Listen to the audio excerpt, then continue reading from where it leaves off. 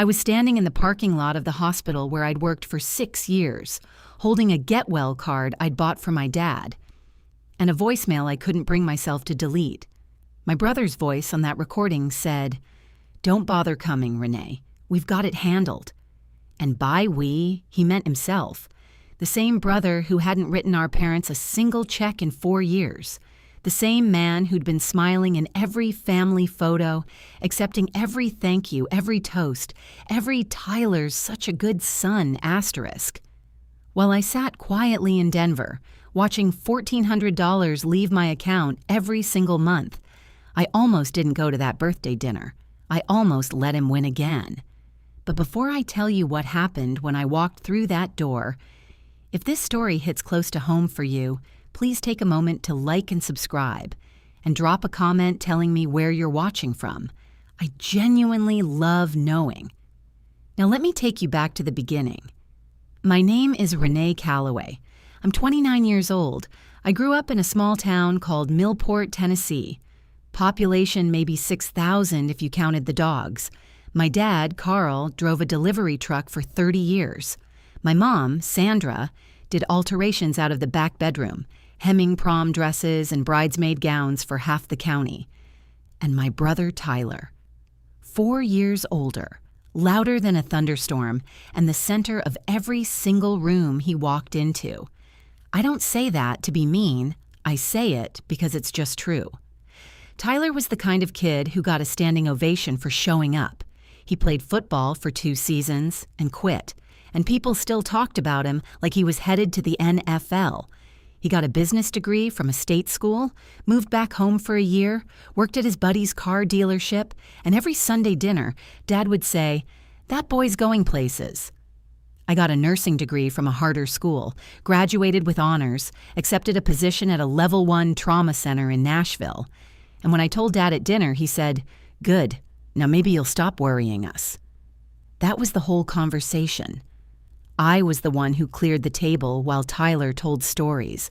I was the one who remembered birthdays, mailed cards, called on Tuesdays just to check in. I was the one who noticed, when I was 24 and Tyler was 28, that something in my parents' voices had started to sound tight, like they were choosing words carefully. It was my Aunt Deborah who finally told me the truth. She called me on a Thursday in October, and she didn't waste time on small talk. "Renee, honey, your folks are in trouble. They've got a second mortgage they can't keep up with, and Carl's back has been acting up. He missed 6 weeks of work." I sat down on my bathroom floor. How bad? Bad enough that they could lose the house before spring if something doesn't change. I asked her if Tyler knew. Long pause. "He knows," she said. "He told them he'd handle it." That was 3 months before she called me, and nothing had been handled. I called the lender myself that weekend.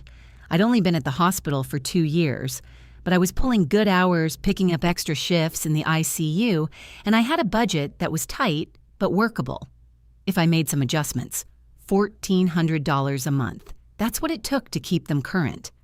I set up the automatic transfer on a Sunday night, made myself a cup of tea, and sat with it. I didn't tell my parents. I didn't tell Tyler. I told one person, my co-worker and best friend Janelle, because she noticed I stopped ordering lunch and started bringing a sandwich from home every single day. She figured it out in about 3 weeks. "It's your parents, isn't it?" I nodded. She handed me half her sandwich and didn't say another word about it. That was Janelle. No drama, just half a turkey club and solid eye contact. For 4 years I worked. Weekends, holidays, overnight shifts that left me driving home in the gray morning light talking to myself just to stay awake. I bought my clothes from the clearance rack. I drove my old Civic until the check engine light became a permanent part of the dashboard decor, and I made that transfer every single month without missing once. My parents called on major holidays. Tyler texted me memes. And somewhere around year 2, my Aunt Deborah told me something that made my chest go cold. She was at Sunday dinner at my parents' house. Tyler had come by, brought a store-bought pie, and sat down at the head of the table like he'd earned it. And over that pie, he'd looked at my parents and said, Don't worry about the house. I've been making sure the payments stay on track. That's what family does." My dad set down his fork and said, "Tyler, son, I don't know what we'd do without you." My mom cried. Actual tears. Happy ones. And Tyler smiled and said, "You'll never have to find out."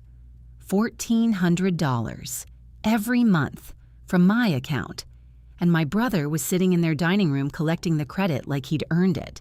I didn't say anything, not yet, because I knew if I called Tyler out directly, he'd find a way to spin it.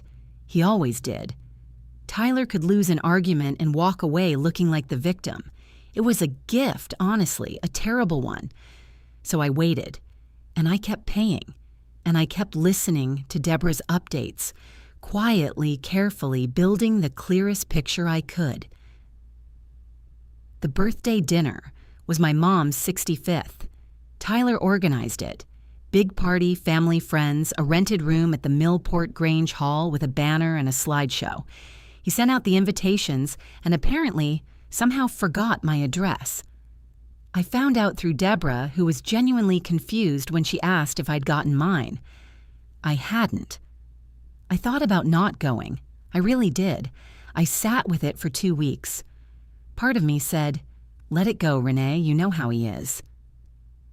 But there was another part. A part that had been quiet for 4 years, transferring money and eating half sandwiches and driving on worn tires. And that part said, "No, not this time."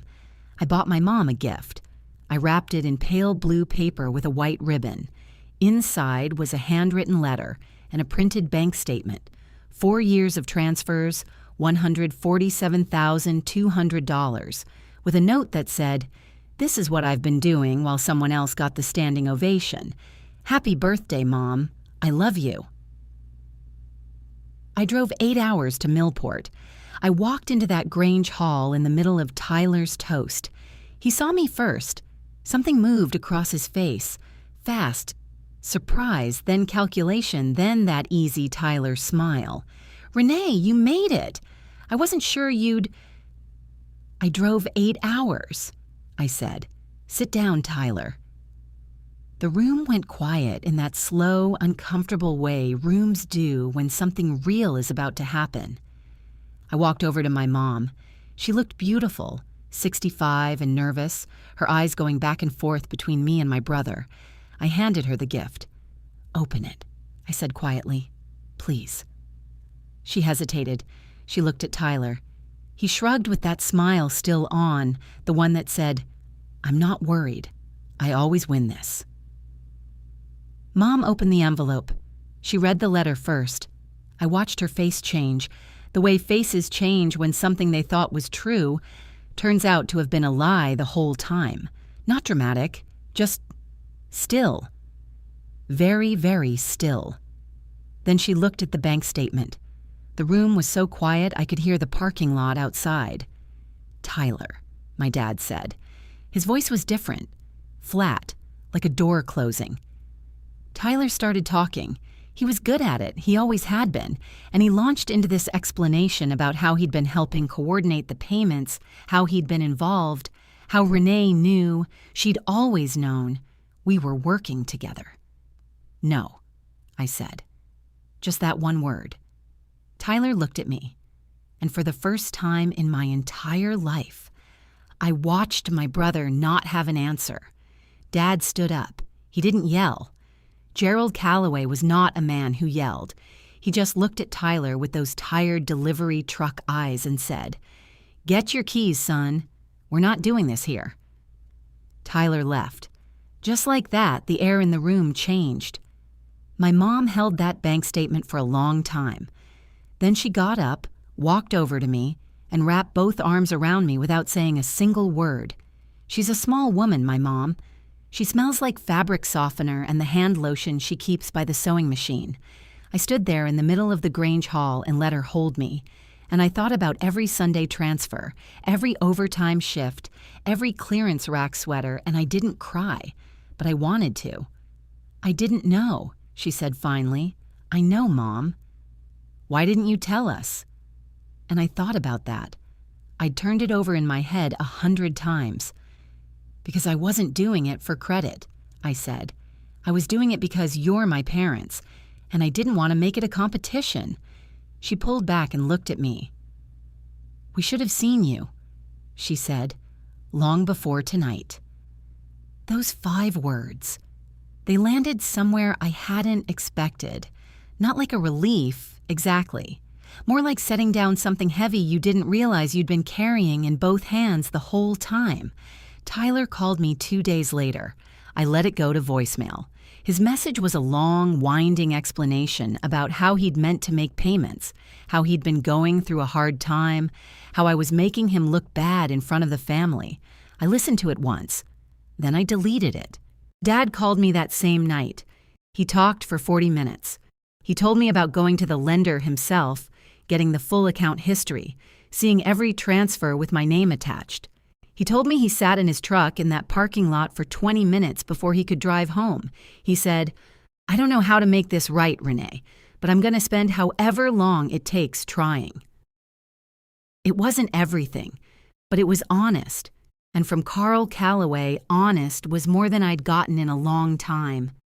Mom calls me every Tuesday now, not just holidays, not just when something's wrong. Tuesdays. We talk about her alterations clients, about the hospital, about nothing in particular. She sent me a quilt she made, pieced together from fabric scraps she'd been saving for years. She didn't make one explanation or apology. She just sent me something she'd made with her hands. I cried a little when I opened it. I'm not going to tell you Tyler and I are fine now. We're not. Some things break in a way that doesn't glue back together clean. I don't hate him. But I also don't chase people who've shown me exactly who they are. What I will tell you is this. The 4 years I spent quietly keeping that house standing, I don't regret a single payment. Not because it bought me my parents' love. It didn't work like that. But because I know now, in a way I never would have otherwise, that I'm not the kind of person who walks away. That matters to me. That's mine, and nobody can take the credit for it. Janelle asked me recently if it was worth it. All of it. I thought about the overtime shifts, and the worn tires, and the sandwiches, and the $1,400 a month for 4 years. I thought about my mom's arms around me in the Grange Hall. I thought about my dad's voice on the phone, rough and real. Yeah, I said, it was worth it. Not because they finally saw me, but because I never stopped seeing them. Don't let anyone convince you that showing up quietly makes you less than. And don't you ever let someone else narrate your story. If this one stayed with you, please hit like and subscribe. And tell me in the comments, would you have spoken up sooner? Or would you have done exactly what I did? I'll see you in the next one.